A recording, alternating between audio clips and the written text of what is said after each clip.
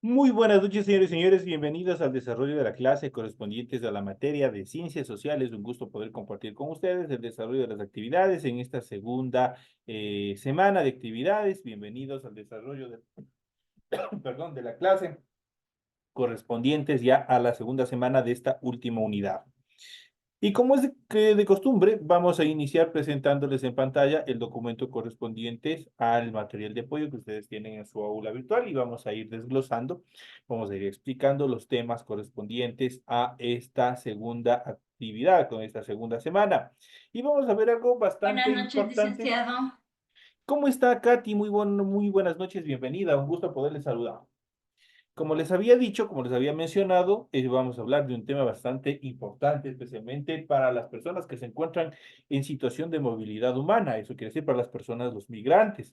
Vamos a hablar de un tema bastante importante que es la doble ciudadanía. Ustedes, como nadie, a través de los diferentes medios de comunicación, ustedes podrán o estarán informados más al tanto de qué es lo que está pasando, por ejemplo, con nuestros ciudadanos en los Estados Unidos, el proceso de deportación, a quienes les pueden deportar, a quienes no les pueden deportar, quienes han obtenido la doble ciudadanía, en este caso en los Estados Unidos, la famosa Green Card, pero en otros casos las personas que no tienen un estatus, no tienen una doble ciudadanía, obviamente están consideradas como personas ilegales.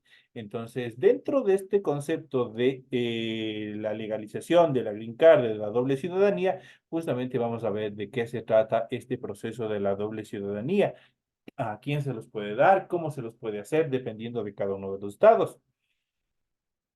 La llamada doble nacionalidad, doble ciudadanía o ciudadanía múltiple es una condición jurídica que disfrutan ciertos individuos al ser reconocidos como ciudadanos simultáneamente por varios estados. Las normas establecidas por el derecho internacional no prohíben esta actividad o a ninguna persona tener doble ciudadanía. Eso quiere decir que está contemplado, excepto determinados países, obviamente, que establecen en su constitución que cometen algún tipo de infracción al tener esta doble ciudadanía. Esta doble ciudadanía se puede adquirir con el uso diferente de leyes de dos o más naciones. Por ejemplo, en el caso de Ecuador, el artículo 8 de nuestra Constitución señala que las personas extranjeras pueden obtener la ciudadanía ecuatoriana a través de una carta de naturalización, por medio del matrimonio o unión de hecho con un ciudadano o ciudadana ecuatoriano, por haber prestado servicios relevantes al país, entre otras circunstancias. La Constitución ecuatoriana señala también que el obtener la nacionalidad ecuatoriana no implica renunciar a la nacionalidad de origen. Entonces, pueden obviamente tener esta dualidad en cuanto a la nacionalidad. En cuanto a los alcances y dificultades de este proceso, el tener la ciudadanía dual o múltiple más de un país lo reconoce como ciudadano. Esta condición viene con una lista de ventajas, tales como el acceso a trabajos legales, oportunidad de ingresar a un mercado laboral exclusivo para ciudadanos nacionales, por ejemplo, las carreras militares, tarifas preferenciales para estudios, entradas a museos, parques nacionales, compra de bienes en el extranjero, entre otros beneficios que pueden tener los ciudadanos que quieran esta doble nacionalidad en el país extranjero. Pero por otro lado, el tener doble ciudadanía también implica el doble de responsabilidades. Se debe cumplir con los deberes ciudadanos, no, esto es pagar impuestos, respetar las leyes en materia civil y militar. Por ejemplo, hay países donde es obligatorio el servicio militar y obviamente hay que cumplirlo. Participar en eventos electorales como votante o también como miembro de juntas electorales, entre otras obligaciones que obviamente tienen los ciudadanos con una ciudadanía dual. Hay que tomar en cuenta también que la doble ciudadanía no es aceptada en todos los países, como les había dicho. Por ejemplo, en Arabia Saudita, el poseer dos pasaportes puede ser penado por la ley, mientras que en Japón, en cambio, obtener otra nacionalidad equivale a renunciar a la nacionalidad originaria. Entonces, estos dos países, estos dos estados, obviamente tienen una constitución bastante diferente en relación a este proceso de doble ciudadanía.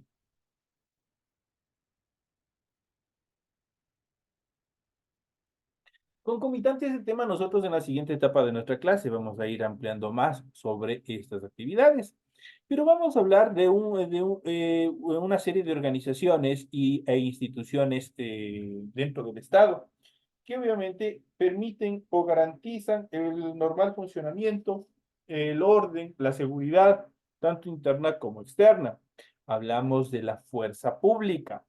La fuerza pública comprende el conjunto de instituciones militares y policiales que tienen como misión fundamental la defensa de la soberanía y la integridad social. Esos constituyen la fuerza pública. Ya saben, cuando ustedes les hablen de fuerza pública, constituyen a estos dos aspectos, estas dos instituciones, que son tanto los militares como los policías.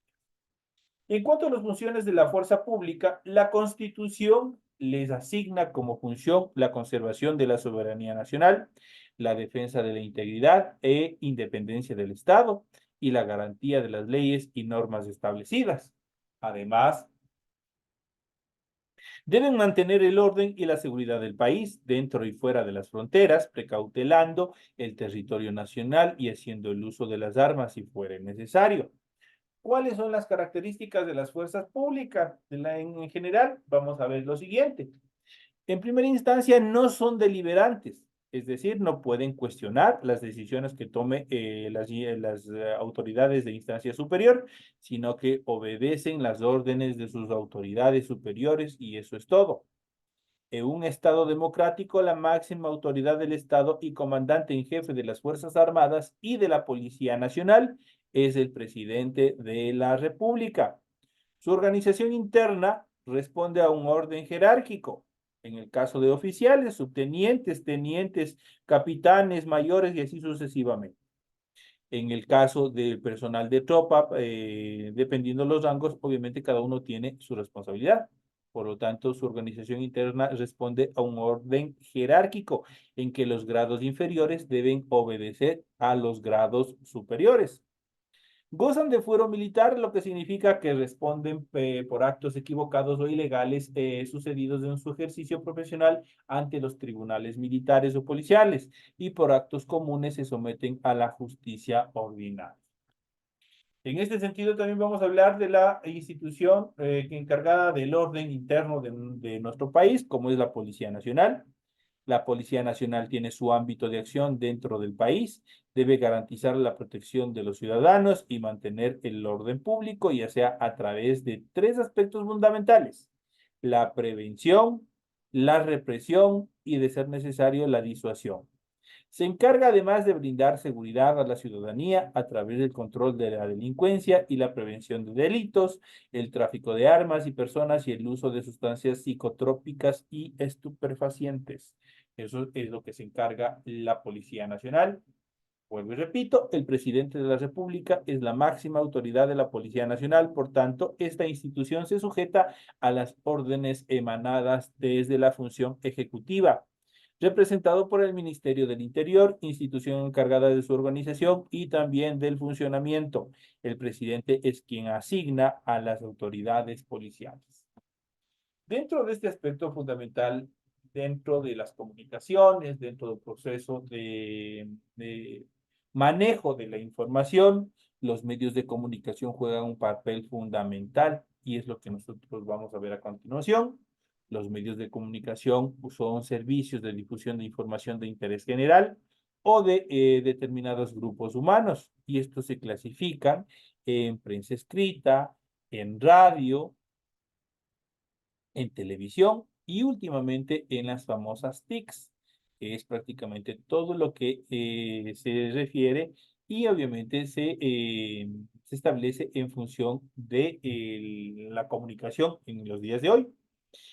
Cuando hablamos de la prensa escrita, recurre a la palabra escrita, imágenes o ilustraciones para comunicar. Se ubican aquí los periódicos, las revistas, los folletos, trípticos y demás estructuras, obviamente de carácter escrita o medios escritos que permiten difundir algún tipo de noticia de interés general.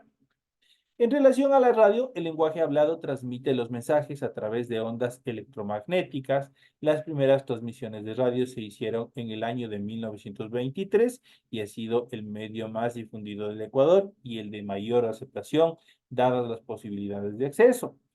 Como dato curioso, se puede mencionar, obviamente, que la primera estación de radio a nivel nacional justamente se estableció o se fundó y empezó a funcionar desde la ciudad de Riobamba. Es la radio El Prado, quien obviamente rompe todos los paradigmas y da por inicio el proceso de comunicación a través de este medio de mayor aceptación por la ciudadanía, como es la radio. Entonces, eso se desarrolla a partir del año de 1923. La televisión posteriormente sería uno de los medios que obviamente relegarían un poco a la radio. Muy difundido en el país a partir de los años 60, es el medio más influyente porque en este caso combina imágenes, sonidos e incluso hoy en día con las Smart TVs, obviamente información o actividades en tiempo real. Y obviamente combinado a este viene las TICs.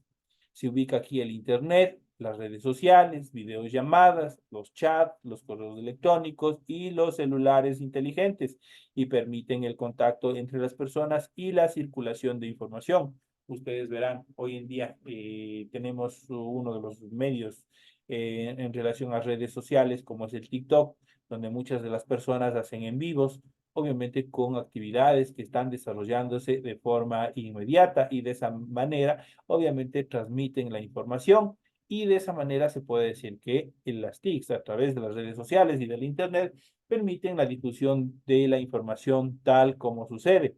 Lo que obviamente en la actualidad no sucede con la televisión, con la radio y la prensa escrita, que obviamente la información siempre busca manipularse obviamente tratando de que la población solo sepa determinadas actividades que les interesa a determinados grupos sociales. En cuanto al rol cultural y los medios de comunicación son un espacio indispensable para el proceso de difusión de la información a nivel de la cultura. Ustedes verán en las mismas redes sociales, tanto en Facebook, en TikTok y en las demás redes sociales que tenemos, la difusión, por ejemplo, en la actualidad, lo que vamos a celebrar en unas pocas semanas, pocos días más, como es la fiesta de la cosecha, el Inti Raymi.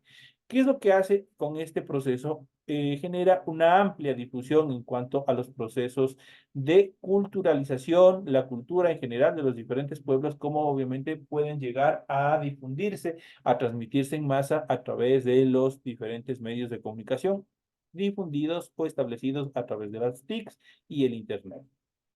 En este sentido, la cultura global actual es una cultura de masas, eso quiere decir de todos, todos estamos enterados de todo. Esta se basa en la producción masiva de bienes y el flujo de los medios de comunicación en la conciencia de las personas para que consuman esos productos. Por ejemplo, si una persona crea un tema musical y este no suena en los medios de comunicación, difícilmente la gente comprará ese disco.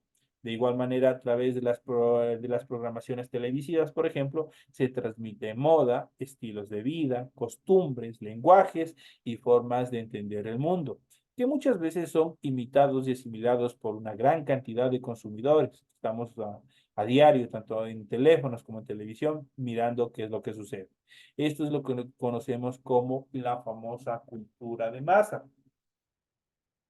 Pero los medios de comunicación también pueden ser aliados en el fomento de la cultura de un pueblo, ya que existen programas con fines educativos o de recuperación y rescate de la cultura, como les había dicho, en este caso la difusión de la famosa fiesta del Inti Raymi.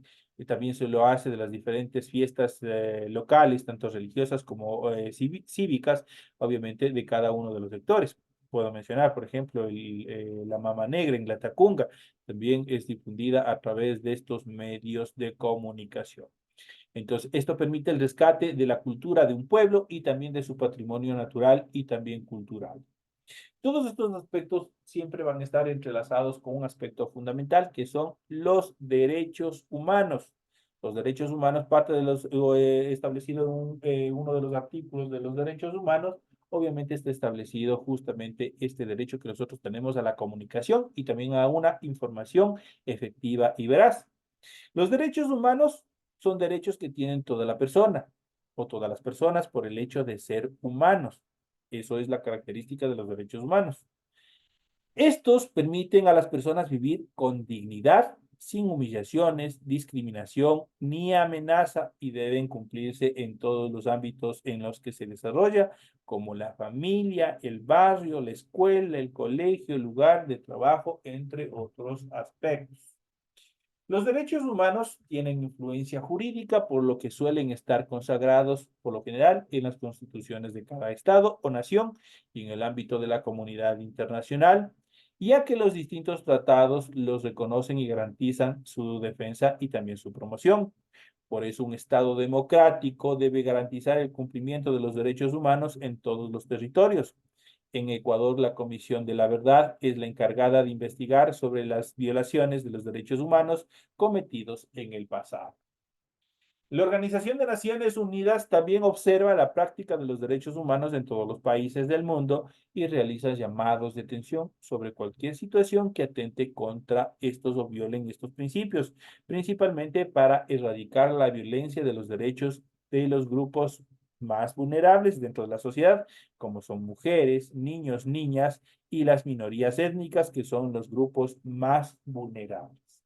¿Cuáles son las características de los derechos humanos? Los derechos humanos son universales, son inalienables, irrenunciables, intransferibles, imprescriptibles, indivisibles e innatos. Esas son las características en cuanto a los derechos humanos.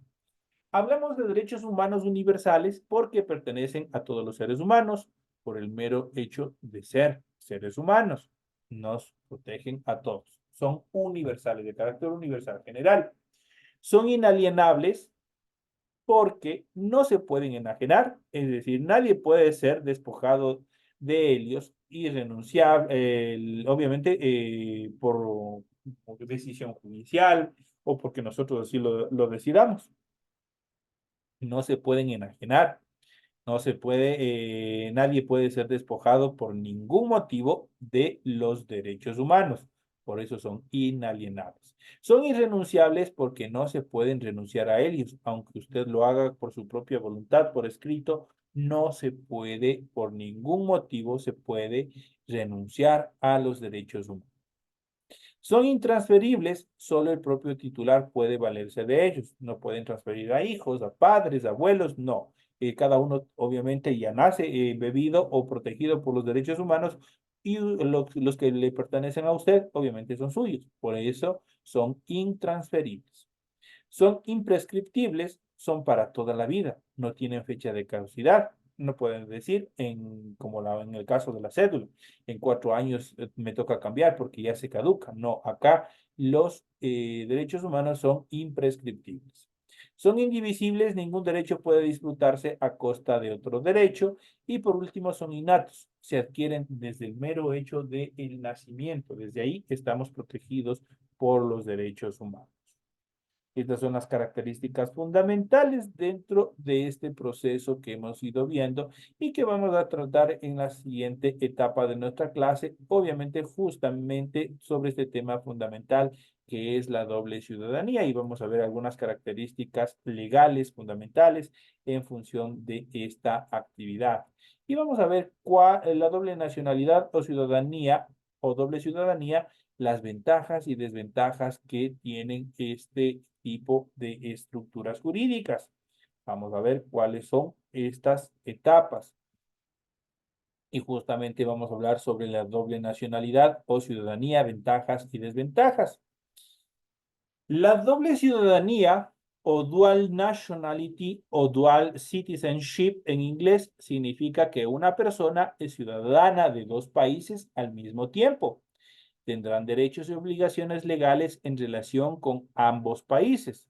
Si bien la doble ciudadanía brinda ciertas ventajas como la facilidad de residencia en varios países y el acceso a programas gubernamentales, existen otras consideraciones legales que pueden complicar la vida, obviamente, al tener esta doble nacionalidad. Por ejemplo, el ciudadano que tiene doble nacionalidad puede tener obligaciones fiscales en más de un país o puede necesitar cumplir con los requisitos de residencia de dos patrias. Lo que sigue es un discurso sobre la doble ciudadanía y los asuntos legales relacionados a este estatus, obviamente que están directamente relacionados con las personas en situación de movilidad. ¿Cuáles son las ventajas de la doble ciudadanía? Primero, vamos a ver una serie de ventajas, vamos a ver cuáles son los aspectos más relevantes de la doble ciudadanía. Primero, la residencia en varios países. Pueden vivir en el territorio nacional de los países en los que se ha nacionalizado. Es decir, si una persona ha nacionalizado, por ejemplo, colombiano aquí en el Ecuador, puede residir aquí y también puede residir en su país de origen. El acceso a programas gubernamentales. Mucha gente opta por obtener una segunda ciudadanía con el fin de acceder a mejor y o gratuito sistema de salud o también de educación. Mayor posibilidad de inversión. Existen países que limitan las posibilidades de inversión de sus ciudadanos. Por ejemplo, en Tailandia solo los nacionales pueden comprar propiedades, pero al obtener la doble ciudadanía, si es que este país así lo permite, obviamente ustedes también lo podrán hacer. No pueden deportarse. Esta, como regla general, quienes tienen ciudadanía estadounidense, por ejemplo, no pueden ser deportados, aunque existe excepciones. Cuidado. Eso no quiere decir que no vayan a poder ser deportados, en las que un ciudadano naturalizado puede ser deportado como una condena por traición o fraude a su naturalización. Hay que tener, bueno, eso es solo parte. Existe una serie de estructuras jurídicas en las cuales pueden perder esa doble ciudadanía. Usted siempre tiene un plan B, eso quiere decir un conflicto político, un desastre natural, una debacle económica o cualquier sea la situación, si las condiciones en su país de residencia no son lo suficientemente buenas para usted, siempre está la posibilidad de residir en un país de segunda nacionalidad. Otra característica es que la facilidad para viajar, muchos latinoamericanos obtienen la nacionalidad española sin necesariamente tener planes de mudarse a Europa, sino simplemente de viajar con menos complicaciones ingresando a otros países con sus pasaportes europeos. En relación a los impuestos, este tema conlleva ventajas y desventajas. Si hay doble ciudadanía, vivir en otro país por la mayoría del año puede implicar no tener que pagar impuestos en otro o pagar menos. Por ejemplo, en Estados Unidos otorga exenciones de pagar impuestos a estadounidenses que tengan ingresos extranjeros como son los formularios RIS 1116 de crédito de impuestos extranjeros y la exclusión de ingresos extranjeros en el FEI, obviamente por sus siglas en inglés. Es obviamente en función del pago de impuestos. En la posibilidad de votar o ejercer cargos públicos, este privilegio en muchos casos es exclusivo para los nacionales de un país. Con la doble nacionalidad existe la posibilidad de votar en estos dos países. Ustedes pueden o hemos visto cuáles son las ventajas en función de la doble nacionalidad. Pero así como tenemos ventajas, también tenemos desventajas. Y vamos a ver cuáles son las desventajas. Primero son las obligaciones fiscales en más de un país. Puede ser que los impuestos a pagar se dupliquen si tiene doble nacionalidad. Los ciudadanos estadounidenses, por ejemplo, aunque estén fuera del país, deben continuar pagando impuestos y a estos se suman los del país en el que se encuentren obviamente, nacionalizados. Es muy difícil para ciudadanos de Estados Unidos estar exentos de pagar impuestos, aunque afortunadamente existen tratados con algunos países para evitar el doble cargo impositivo o la doble carga fiscal. Otra de las desventajas es cumplir con los requisitos de residencia de dos patrias o dos países. Por ejemplo, votar en algunos países es una obligación o cumplir con el servicio militar obligatorio a los 18 años de edad también puede ser una consecuencia si tienen doble nacionalidad. El proceso de obtención de la ciudadanía puede ser arduo y también extenso. Quizás le tocará lidiar con extranjería, el registro civil, el consulado general, el postillado de documentos, entre otras actividades administrativas para obtener la doble nacionalidad. Algunos trámites se demoran años, son caros y reunir la documentación necesaria es complicado. Conviene evaluar si realmente obtener una doble ciudadanía merece la pena antes de pasar horas buscando esa acta, por ejemplo, de nacimiento, por ejemplo, de un abuelo o que está perdida o cualquier documento que le soliciten en las embajadas. Adquirir una doble nacionalidad. Una persona en los Estados Unidos puede adquirir doble nacionalidad de varias maneras que incluyen los siguientes. Primero, nacer fuera de los Estados Unidos y tener un padre que sea ciudadano de los Estados Unidos. Convertirse en un ciudadano estadounidense naturalizado mientras se mantiene la ciudadanía en otro país. Y por último, recuperar la ciudadanía en un país de origen después de haberse convertido en ciudadano estadounidense naturalizado. Eso es adquirir una doble ciudadanía o una doble nacionalidad. En cuanto al reconocimiento de la doble ciudadanía, por ejemplo, en Estados Unidos no reconoce formalmente la doble ciudadanía. Por lo general, ningún estadounidense perderá su ciudadanía al asumir las responsabilidades de la ciudadanía en tierra ajena. En la mayoría de los casos, no es importante para las autoridades de Estados Unidos, sino otro país también lo reclama como ciudadano. Por ahí se genera un conflicto. Y por último, la pérdida de ciudadanía debido a la doble nacionalidad. Vamos a ver cuáles son las características. La pérdida de la ciudadanía, por ejemplo, en Estados Unidos, solo puede ocurrir si las acciones de una persona demuestran la intención de renunciar a su ciudadanía. Tales acciones pueden incluir los siguientes aspectos. Primero, servir en las Fuerzas Armadas o pertenecer al servicio militar de un país que participa en hostilidades en contra de Estados Unidos. Renunciar formalmente a la ciudadanía de Estados Unidos ante un funcionario de los Estados Unidos debidamente autorizado. Cometer un acto de traición contra Estados Unidos o intentar o conspirar para derrocar el gobierno, obviamente, de este país. Aunque es raro, algunos países revocan la ciudadanía de un país cuando la ciudadanía se adquiere en otro lugar. Otros países requieren renunciar a cualquier ciudadanía anterior como condición para obtener este certificado de naturalización. Es importante estudiar la ley de nacionalidad de cada uno de los países para ver las consecuencias de la doble nacionalidad. Las reglas de Portugal, por ejemplo, serán distintas a la de Honduras y estas a su vez distintas a la de Ecuador, por ejemplo. Cada país, cada estado obviamente tiene sus propias estructuras jurídicas, las cuales le permiten administrar de mejor manera o a conveniencia de cada uno de los estados las estructuras jurídicas legales de cada país. Entonces es importante, obviamente, tener este tipo de información, obviamente que nos permita tener una idea más clara de qué es la doble nacionalidad, cómo se le obtiene, cómo podemos perderla, cuáles son los requisitos, cuáles son las ventajas y cuáles son las desventajas de estas actividades. Entonces es importante, obviamente, ir identificando cada una de estas actividades porque en cualquier momento nosotros podemos justamente estar en esta situación de movilidad humana, pero ya sabemos cómo es que nos protegen, cuáles son las reglas, cuáles son las estructuras en las cuales nosotros debemos respaldarnos en el caso de encontrarnos en situación de migración o de movilidad humana de un estado a otro. Señores y señores, de esta manera, obviamente llegamos a la parte final del desarrollo de la presente clase. Ha sido un gusto haber compartido con ustedes. Les invito a continuar en el proceso educativo y también en la siguiente hora que tienen conmigo, que es a las 8:40, la materia de ciencias naturales. Señores y señores, un gusto haber compartido con ustedes. Nos vemos en la siguiente hora.